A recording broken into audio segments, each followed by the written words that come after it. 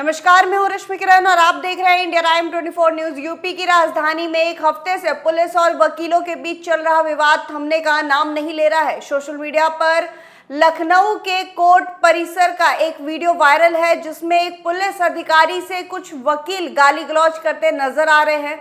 लखनऊ में पुलिस और वकीलों के बीच एक हफ्ते से तनाव की स्थिति बनी हुई है। बीते 7 दिनों में सूबे की राजधानी में पुलिस और वकीलों के बीच झड़प, विरोध प्रदर्शन, दोनों पक्षों के खिलाफ एफआईआर, बार एसोसिएशन की हड़ताल और 5 पुलिसकर्मियों को निलंबन देखने को मिला। मामला लखनऊ के कोर्ट परिसर का है जहां विभूति खंड थाने के एसीपी राधा रमन सिंह को वकील वापस जाने के लिए कह रहे हैं। एसीपी यानी कि सहायक पुलिस आयुक्त वर्दी पर 3 स्टार धारण करने वाले 50 साल के पुलिस अधिकारी राधा रमन सिंह के लिए वकीलों ने अमर्यादित भाषा का इस्तेमाल किया। ये सब कैमरे में दर्ज हुआ है। वीडियो में अपशब्द साफ तौर पर सुनाई दे रहे हैं, लेकिन इस वीडियो को हम आपको दिखा नहीं सकते।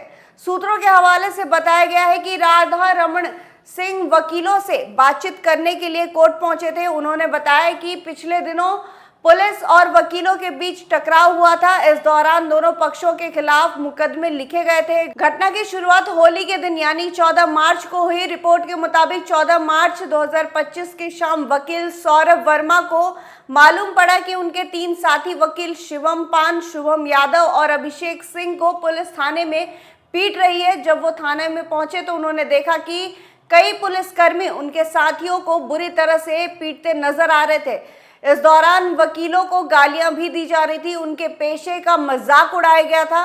वकील सौरभ वर्मा ने दावा किया कि पुलिसकर्मियों ने उनके साथ अभद्रता की और उन्हें पेशाब भी पिलाया। वकीलों ने इस घटना को लेकर लखनऊ विभूति खंड चौराहे पर प्रदर्शन किया और पुलिस की कार्रवाई के खिलाफ विरोध जताया। करीब 4 घंटे तक चले विरोध प्रदर्शन के बाद मामले में एफआईआर लिखी गई। रिपोर्ट बताती है कि सीनियर पुलिस अधिकारी ने मौके पर पहुंचकर वकीलों को शांत कराने की कोशिश की।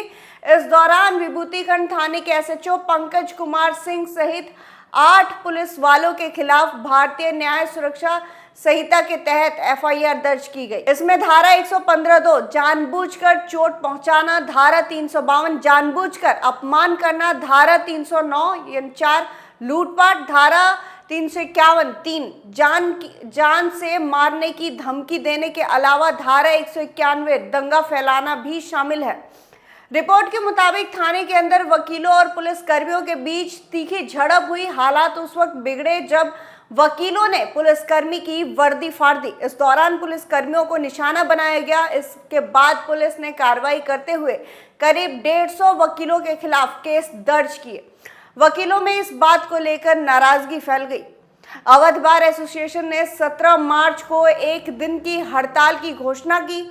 वकीलों की मांग थी कि दुर्व्यवहार करने वाले पुलिसकर्मियों के खिलाफ सख्त कार्रवाई हो और वकीलों की सुरक्षा सुनिश्चित की जाए। वहीं वकीलों के मांग को यूपी कांग्रेस के अध्यक्ष अजय राय ने भी उठाया। उन्होंने सीएम योगी आदित्यनाथ को एक पत्र लिखकर वकीलों की सुरक्षा को लेकर चिंता जताई और दोषी पुलिसकर्मियों के खिलाफ कार्रवाई की मांग की थी।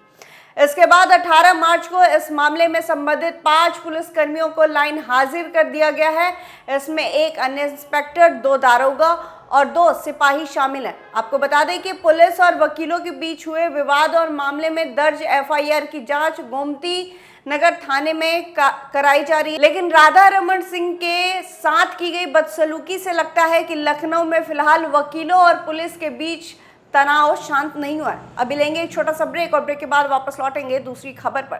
भगत चंद्रा हॉस्पिटल विश्व की सभी आधुनिक और बुनियादी सुविधाओं से परिपूर्ण एक world class multi speciality hospital, Mahavir enclave Palam Dabri road पर स्थित साउथ वेस्ट दिल्ली का एकमात्र मल्टी स्पेशलिटी हॉस्पिटल, जहां 24 घंटे आपकी सेवा में उपलब्ध हैं वेल क्वालिफाइड डॉक्टर्स और हेल्पिंग स्टाफ। डॉक्टर सीएम भगत द्वारा स्थापित भगत चंद्रा हॉस्पिटल आपकी सेहत का ख्याल रखना ही इसकी प्राथमिकता है, वो भी अफोर्डेबल रेट्स में।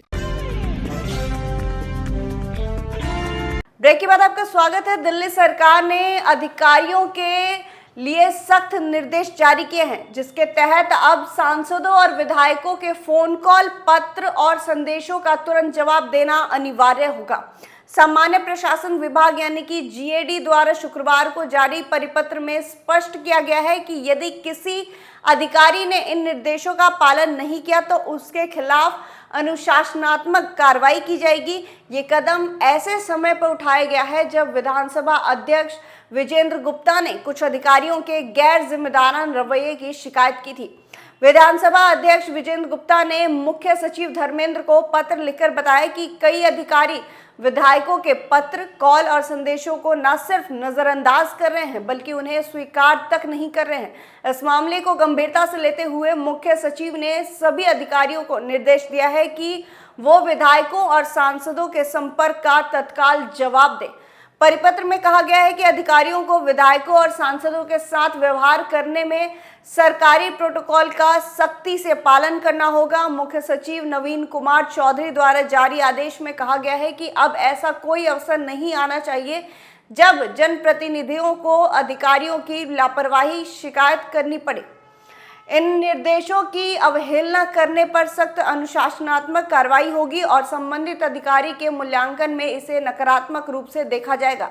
इस मामले को लेकर दिल्ली के लोक निर्माण मंत्री प्रवेश वर्मा ने भी अधिकारियों पर निशाना साधा है। उन्होंने कहा है कि पिछले 10 वर्षों में सरकारी अधिकारी मोटी चमड़ी वाले हो गए हैं और अब उनकी चर्बी कम करने के लिए उन्हें सड़कों पर उतरकर पसीना बहाना होगा। उन्होंने अक्षरधाम क्षेत्र में एक नाले की सफाई सही ढंग से नहीं करने पर एक कार्यकारी अभियंता को निलंबित करने का आदेश भी दिया है। आपको बता दें कि दिल्ली सरकार के इस फैसले का उद्देश्य ये सुनिश्चित करना है कि विधायकों और सांसदों को अपनी शिकायतें बार बार दोहराने के लिए मजबूर ना होना पड़े। सरकार का मानना है कि जब तक अधिकारियों और जनप्रतिनिधियों के बीच सुनिश्चित संवाद नहीं होगा तब तक प्रशासनिक प्रक्रिया में सुधार नहीं आ सकेगा। इस सख्त आदेश के बाद अब अधिकारियों को ये सुनिश्चित करना होगा कि वो विधायक और सांसदों की शिकायतों पर तुरंत प्रतिक्रिया दे, नहीं तो उन्हें सजा का सामना करना पड़ेगा। अब देखना यह होगा कि क्या इस फैसले के बाद अधिकारियों की कार्यशैली में बदलाव आता है या नहीं। इस खबर में फिलहाल इतना ही। देश और दुनिया की तमाम खबरों के लिए आप बने रहिए हमारे साथ और देखते रहिए इंडिया टाइम 24 न्यूज। खबरों से खबरदार रहने के लिए चैनल को सब्सक्राइब करें और प्रेस करें बेल आइकन।